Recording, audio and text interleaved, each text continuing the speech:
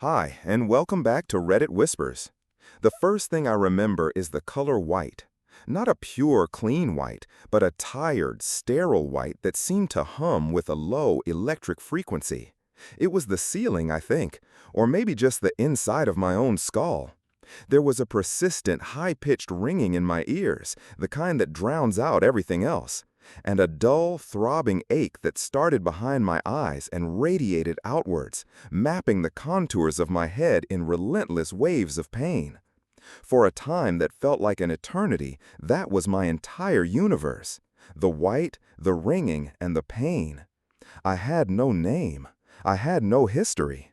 If you had asked me who I was, I would have had no answer.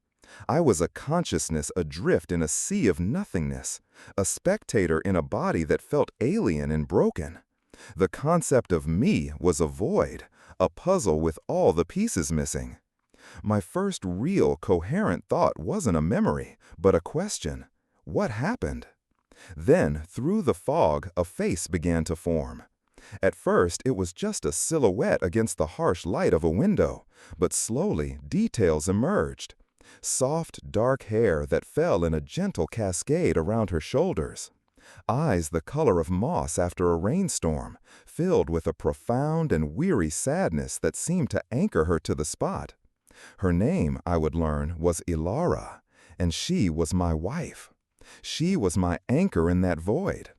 While the doctors and nurses were a blur of brisk efficiency and clipped questions I couldn't answer, Ilara was a constant, gentle presence.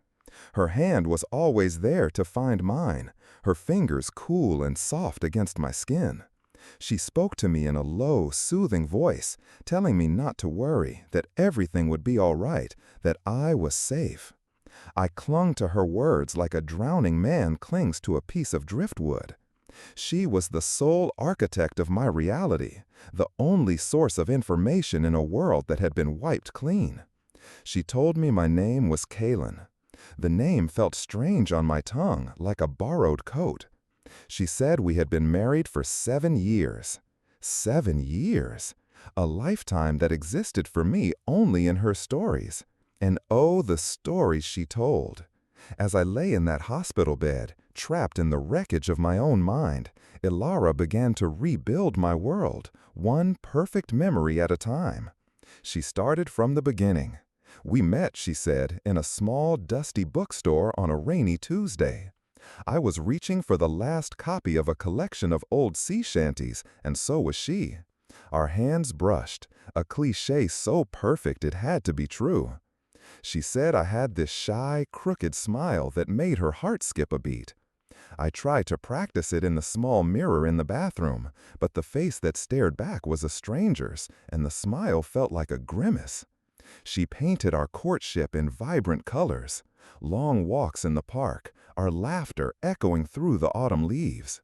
Impromptu road trips to the coast, where we'd sit for hours watching the waves crash against the shore without needing to say a word. She described candlelit dinners she would cook, how I would always bring her a single, perfect gardenia, her favorite flower. She told me I was a writer, a man of words and quiet contemplation, who saw poetry in the mundane. I looked at my hands, at the calluses on my palms, and the faint silvery scar across my knuckles. They didn't feel like the hands of a poet. They felt like the hands of someone who worked with them, who fought with them. Ilara would bring in photo albums, their pages filled with glossy images of a life I couldn't remember. There we were, two smiling strangers, frozen in time. Kaylin and Ilara on a mountaintop, wind in their hair.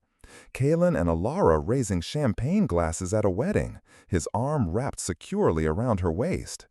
Kaylin and Ilara in front of a Christmas tree, wearing matching ridiculous sweaters. In every picture, the man who was supposed to be me looked at her with an expression of pure, unadulterated adoration. I studied his eyes, trying to find a flicker of recognition, a spark of my own consciousness in their depths, but found nothing. I was looking at a ghost.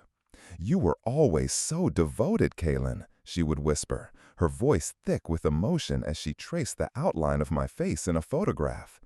You made me feel like I was the only person in the world. Your love was a fortress. I fell in love with that story. I fell in love with the man she described. This Kalen sounded like a good man, a man worthy of the quiet, constant devotion she showed me.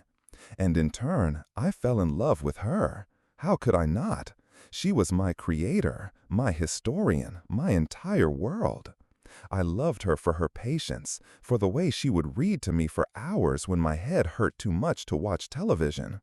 I loved her for the gentle way she would help me with the simple tasks that had become monumental challenges, like buttoning a shirt or remembering a nurse's name. I loved her for not giving up on the empty shell of a man I had become. The doctors called it retrograde amnesia, a neat clinical term for a catastrophic loss. They said memories could return. It could be a slow trickle or a sudden flood. Or, they warned, they might never return at all. Ilara seemed to flinch every time they mentioned the possibility of my memory coming back. At the time, I assumed it was because she was afraid that the man she loved was gone forever, and that even if the memories returned, I might not be the same person. Her fear, I thought, was a testament to the depth of her love. I was discharged from the hospital into a life that was supposedly mine. She brought me home to a beautiful house with large windows and polished wooden floors. Everything was pristine, orderly. My writing studio, she showed me, was a quiet room at the back of the house, overlooking a serene garden. A half-finished manuscript sat neatly on the desk, its pages filled with elegant, flowing script. My script, she said. It looked like a foreign language to me. For weeks I lived inside her narrative. I was a passenger in my own life, and she was the driver, navigating us through the days with a quiet, sad grace. I believed her. I believed every word. I had to. Because the alternative was the white, the ringing, and the vast, terrifying emptiness. The first crack in the perfect facade appeared on a Tuesday, about a month after I came home. It was raining, a gentle, persistent drizzle that tapped against the window panes. Ilara was in the kitchen, humming a soft tune as she prepared dinner. I was in the living room, flipping through another one of the photo albums, trying to force a connection, to feel something. I turned a page, and there was a picture of a large group of people at a summer barbecue. In the background, partially obscured by another man's shoulder, was a man with sharp, angular features and intense, dark eyes. He wasn't looking at the camera. He was looking directly at Ilara, who was laughing at something the Kaelin in the photo had said. The man's expression wasn't friendly. It was a cold, possessive stare that sent an inexplicable jolt of ice through my veins. "Who's this?" I asked, my voice louder than I intended. Ilara came into the room, wiping her hands on her apron. She leaned over my shoulder to look at the picture. For a fraction of a second, I saw her body stiffen. Her breath hitched, a tiny, almost imperceptible sound.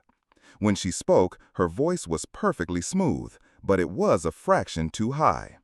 "Oh, that's just Julian," she said, her tone dismissive. "He was a friend of a friend, a bit intense. I don't think we've seen him in years." Julian. The name echoed in the silent chambers of my mind. It didn't trigger a memory, not exactly. It triggered a feeling, a visceral, primitive sensation of rage. Pure, white-hot anger that flared up from my gut and tightened my chest. My hands clenched into fists, the scar on my knuckles pulling taut. The idyllic living room, the smell of garlic and herbs from the kitchen, the gentle sound of the rain, it all faded away. For a split second, I saw a flash of imagery, not a memory, but a chaotic collage. A shattered glass on a dark wood floor. The sharp, metallic scent of blood. Ilara's face, pale and tear-streaked, her beautiful moss-green eyes wide with fear. And then, just as quickly as it came, it was gone. I was back in the living room, my heart hammering against my ribs. I was breathing heavily. Ilara was looking at me, her face a mask of concern. "Kalen, are you all right? You look pale." I forced my hands to unclench. I took a shaky breath. "Fine," I lied. the word feeling thick and clumsy. Just a headache. She rushed to my side, her hand on my forehead, her brow furrowed with worry. "You're pushing yourself too hard," she said softly. "The doctor said to take it easy." I let her guide me to the sofa. I let her fuss over me, bringing me a glass of water and a cool cloth for my head. And as she did, I watched her, really watched her. And for the first time, I saw it. A flicker of something in her eyes, behind the carefully constructed wall of loving concern. It was fear. But it wasn't the fear of a wife worried about her husband's health. It was the fear of a liar who has just heard a floorboard creak in the middle of the night. I dismissed it. I told myself it was the trauma, my brain creating monsters in the dark, forging connections where there were none. She was my angel, my savior. She had rebuilt my world from scratch. I owed her my life, my sanity. But as I lay on the sofa, with the rain still tapping on the glass and the smell of our perfect dinner filling our perfect home, I couldn't shake the feeling that the beautiful canvas of our life, the one she had so carefully painted for me, was hiding another picture underneath. And I was beginning to see the first, faint, terrifying brushstrokes of the truth. The headache became my excuse, a convenient shield to hide behind whenever the world became too sharp, too dissonant. It allowed me to retreat into silence, to observe. And I began to observe Ilara not as my savior, but as a subject of intense study. I watched the way her smile never quite reached her moss-green eyes, the way her hands would momentarily flutter with nervousness when I asked a question that deviated from the script of our perfect life. Her tenderness, which had once been my comfort, now felt like a performance, a carefully rehearsed play she was putting on for an audience of one. My life was a museum of a man I didn't know, and she was the sole curator. I started exploring this museum when she was out of the house on errands. The silence of the pristine home would press in on me, amplifying the sound of my own heartbeat. I felt like a trespasser in my own life. I'd start in my supposed writing studio. I ran my fingers over the expensive fountain pen on the desk, the smooth, cool metal feeling alien in my hand. I read the pages of the manuscript she said was mine. The prose was flowery, introspective, full of long, meandering sentences about the melancholy beauty of a dying leaf. It felt utterly disconnected from the primal jolt of rage I'd felt at the mention of Julian's name. My own body was a foreign country, but it held clues. I studied myself in the mirror, really looked past the confused stranger staring back. I saw the faint white line of a scar above my right eyebrow, another tracing a path through my left knuckle. I saw a breadth to my shoulders and a hardness in my arms that didn't seem to belong to a man who spent his days wrestling with words. These were not the marks of a poet. They were the marks of a life that involved impact, friction, and force. My investigation grew bolder. I started in the closets, pushing past the soft cashmere sweaters and neatly pressed shirts she had laid out for me. In the very back of my wardrobe, behind a row of shoes I'd never worn, I found a heavy canvas gym bag. It was old and worn, a stark contrast to the new curated life surrounding me. The zipper was stiff. Inside, it didn't hold manuscripts or poetry books. It held a pair of worn-out heavy work boots, caked in what looked like dried mud and plaster. There was a tool belt, its leather creased and stained, with pouches containing pliers, a wire stripper, and a voltage tester. And at the bottom, a set of rolled-up blueprints for a commercial building project.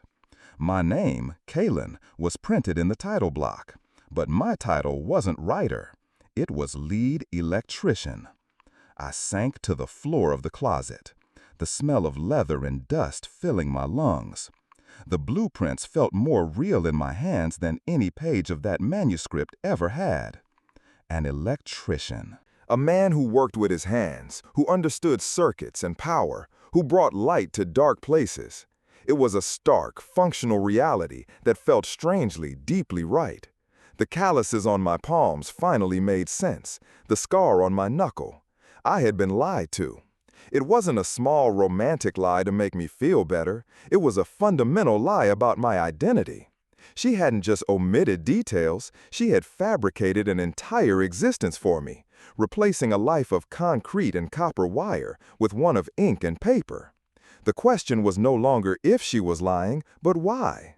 Why go to such lengths? Why erase a perfectly respectable profession and replace it with a more romanticized one?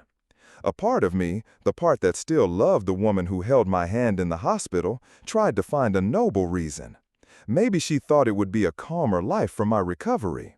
Maybe she was ashamed of my blue-collar job, and this was her chance to reshape me into the man she wished she had married. But that didn't feel right. The deception was too complete, too meticulous. This was about control. My search became more frantic, fueled by a cocktail of fear and a desperate need for the truth. The house, once my sanctuary, was now a puzzle box.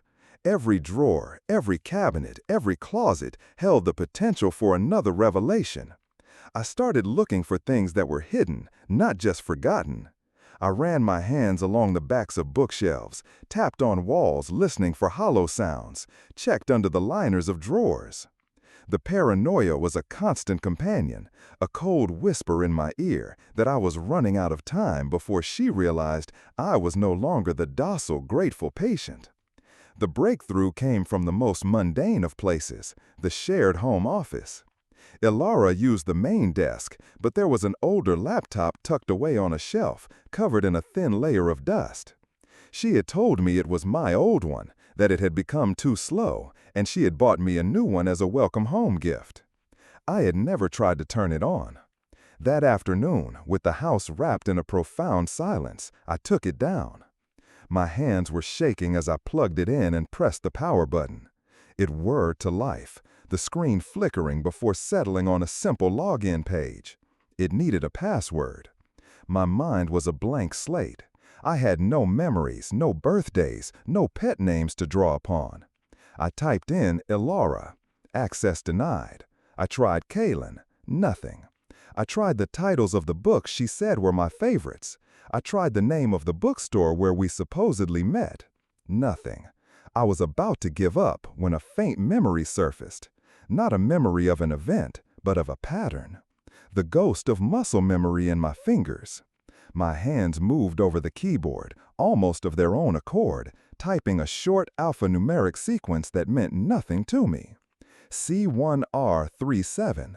The screen flashed, and then the desktop appeared. My heart was a drum against my ribs. The desktop was cluttered, chaotic, the exact opposite of the organized, minimalist setup on my new computer. There were folders labeled with project codes, spreadsheets, and technical manuals. But my eyes were drawn to a folder on the desktop named simply Legal. I clicked on it. Inside were several PDF documents, scanned letters from a law firm, financial statements, and one file named marital_settlement agreement_draft. I opened it. The clinical, dispassionate language of the law filled the screen. It detailed the division of assets, the house, the cars, the savings accounts. My stomach churned. And then I saw the date, printed at the top of the first page. It was 2 days before the accident that had wiped my memory clean. This wasn't a draft for a future possibility. These were the final stages of a divorce. We weren't the loving, devoted couple from her stories. We were at the end. We were severing our life together. The ringing in my ears returned, louder and more insistent than it had been in the hospital. The pristine image of Ilara, my gentle caretaker, shattered into a million pieces. She hadn't been nursing a beloved husband back to health. She had been given an unprecedented, terrifying opportunity, a blank slate. The accident hadn't just erased my memory, it had erased the end of our marriage. It had erased the man who had decided to leave her. I scrolled down through the document, my vision blurring. And then I saw his name, cited as a factor in the irretrievable breakdown of the marriage. Julian. The name was no longer just a trigger for a phantom rage. It was a key. It was the reason. The man from the photograph, the man with the cold, possessive stare, wasn't just a friend of a friend. His name was right there, in black and white, woven into the legal tapestry of our divorce. I closed the laptop, my hands feeling numb and cold. I looked around the silent, beautiful house. It wasn't my home. It was a stage. Every photo album, every story, every gentle touch had been a lie. A calculated, desperate lie to chain me to a life I had already fought to escape. The accident had made me her prisoner, and I hadn't even known the walls were there.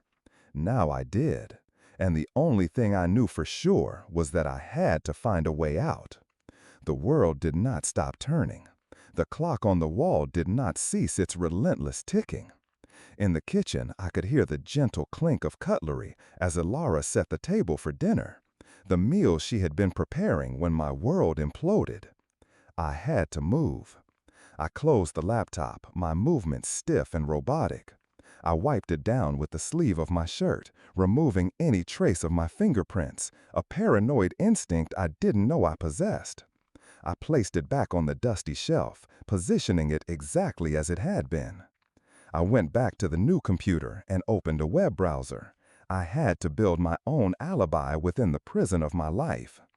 When she came into the room a few minutes later, a soft smile on her face, she found me staring blankly at the screen, the perfect image of a convalescing man. From that moment on, I was living a dual existence. On the surface, I was Kalen the poet, the grateful, compliant patient, slowly piecing his life back together with the help of his devoted wife. I smiled when she told me a story about our past. I held her hand during our evening walks. I ate the meals she prepared and complimented her on them. I played the part she had written for me with an actor's precision, because I knew, with a chilling certainty, that my safety depended on it. She was the gatekeeper of my memories, my finances, my entire world. To challenge her now, with no resources and no allies, would be a fool's errand. But beneath the placid surface, a different man was taking shape. This man was cold, methodical, and filled with a silent, simmering rage that was as terrifying as it was clarifying. This was Kalen the electrician, the man who understood that to fix a complex, broken system, you first had to trace every wire, identify every faulty connection, and understand the schematic of the entire structure before you dared to throw the main switch.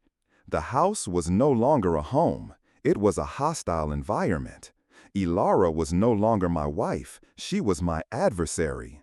My new purpose was the old laptop. It was a digital time capsule, a black box containing the truth of my life before the crash, and I needed to get back inside. I began studying Ilara's routines with the focus of a predator. I memorized the time she went grocery shopping, her weekly yoga class, her calls with her mother. I needed a window of opportunity, a guaranteed block of time where I could extract the data I needed without fear of being discovered. During this time of waiting, of playing the docile husband, I learned to see the cracks in her performance. I noticed how she would subtly steer conversations away from my past work life, how any mention of my family, a family she claimed lived across the country and were too frail to travel, was met with a sad, dismissive wave of her hand. I saw the way her eyes would dart towards her phone whenever a notification chimed, a flicker of anxiety she would quickly mask with a serene smile. She was a brilliant actress, but she was performing a one-woman show on a rickety stage, and I was now looking for the loose floorboards and the fraying ropes. My chance came on a Thursday. She had a dentist appointment followed by a lunch with a friend, a solid 3-hour window. The moment her car pulled out of the driveway, I was in motion. I retrieved the old laptop, my heart a cold, heavy stone in my chest. I took it not to the office, but to the basement, a damp, unfinished space she never entered.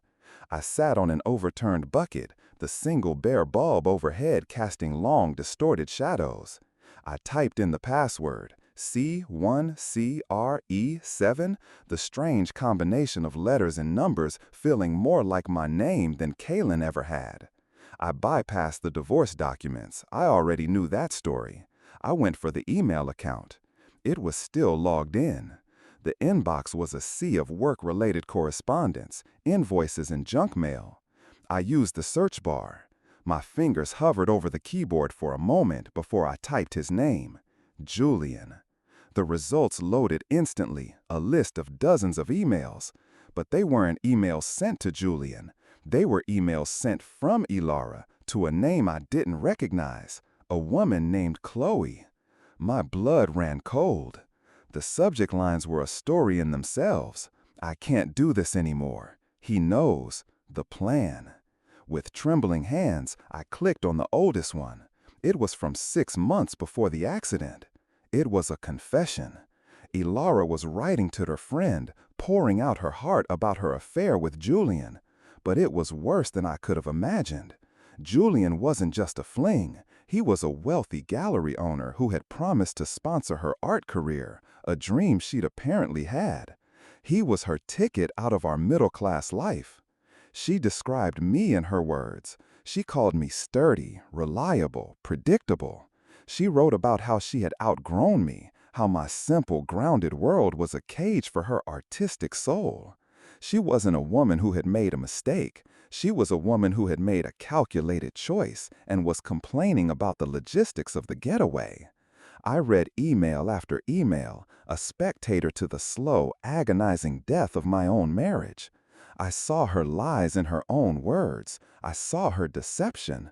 I saw her planning a new life with another man while I was out working, earning the money that paid for the very house she was plotting to leave.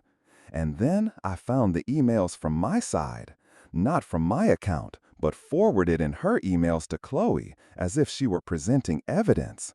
They were emails from me to Ilara.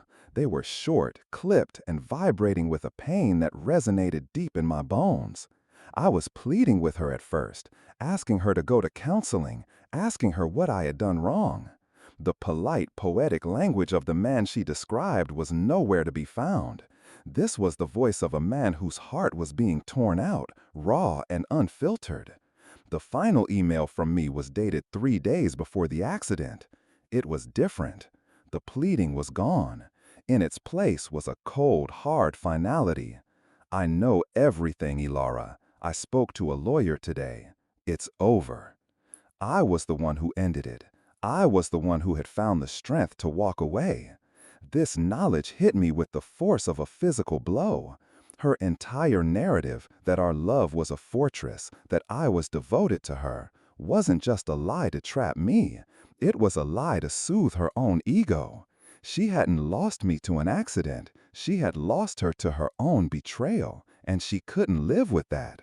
The accident gave her the power to rewrite history, to cast herself as the tragic, loving heroine instead of the villain. I had to stop. I leaned my head against the cold concrete wall of the basement, the single bulb swinging gently, making the shadows dance. The ringing in my ears was deafening. I was a ghost, haunting the ruins of my own life, and the only person who could see me was myself. I finally knew who I was. I was a man who had been cheated on, lied to, and then, by a cruel twist of fate, mentally kidnapped. I packed up the laptop. My movements were now calm, deliberate. The rage had burned away, leaving something colder and harder in its place: resolve. When I went back upstairs, the house felt different. The air was thin and sharp. The sun streaming through the large windows didn't feel warm. It felt like the harsh glare of an interrogation lamp. I was no longer a prisoner waiting for an escape. I was a strategist planning a campaign. She had taken my past and my identity. I would let her keep her perfect, fragile narrative for just a little while longer. I would let her believe her lies had worked. And I would use that time to plan exactly how I was going to take my life back. My days took on a strange theatrical quality. I was a method actor in the most important role of my life, and the stage was my own home. I learned the rhythms of the poet she had created. I would sit in the writing studio for hours, staring at the blank page of the manuscript, pretending to be lost in thought. I would quote lines from books I'd never read, lines I had quickly memorized from the internet while she was in the other room. I perfected the shy, crooked smile she had described from our fictitious first meeting. I became a better version of her fantasy than the man in the photographs had ever been. And the more perfect I became, the more I could see the unease growing behind her eyes. My compliance was too complete. My recovery was too smooth. She was living with the ghost of a man, and she was beginning to realize that the ghost was looking right back at her. Every moment she was out of the house became a mission. I was no longer just searching for clues. I was reassembling the logistical framework of my own life. I found my wallet tucked away in a box of old winter clothes in the attic. Inside was my driver's license, a few credit cards I immediately canceled online, and my social security card. Seeing my own face on the ID was a jarring experience. The man in the photo had a confident, straightforward gaze. There were no poets in his eyes. There was just a man who looked like he knew how to get things done. The old laptop was now my most valuable tool. Armed with my personal information, I began the painstaking process of reclaiming my digital identity. I reset passwords, accessed old accounts, and pieced together the financial reality she had tried so hard to hide. The greatest discovery was my personal bank account. As the divorce proceedings had begun, I had opened a new account at a different bank and transferred all of my personal savings into it, leaving only the joint account we used for household expenses. The balance was still there, untouched. It was a substantial amount, a testament to years of hard work and careful saving. She hadn't been able to find it. The man she thought of as simple and predictable had been one step ahead of her all along. The knowledge was a shot of pure adrenaline. I wasn't a penniless captive. I had resources. I had a way out. The turning point, the moment the actor began to shed his costume, happened on a Monday evening. A storm was raging outside, and the lights in the kitchen began to flicker erratically. Ilara let out a sigh of frustration. She had been complaining about it for weeks, saying she needed to call an electrician. She picked up her phone, ready to make the call. But a deeper instinct moved me. I walked over to the fuse box on the wall, the feel of the cool metal panel under my fingertips strangely familiar. She watched me, a confused look on her face. I opened the panel. To me, the tangle of wires was not chaos. It was a language I understood. My hands moved with a certainty that was not learned or remembered, but simply was.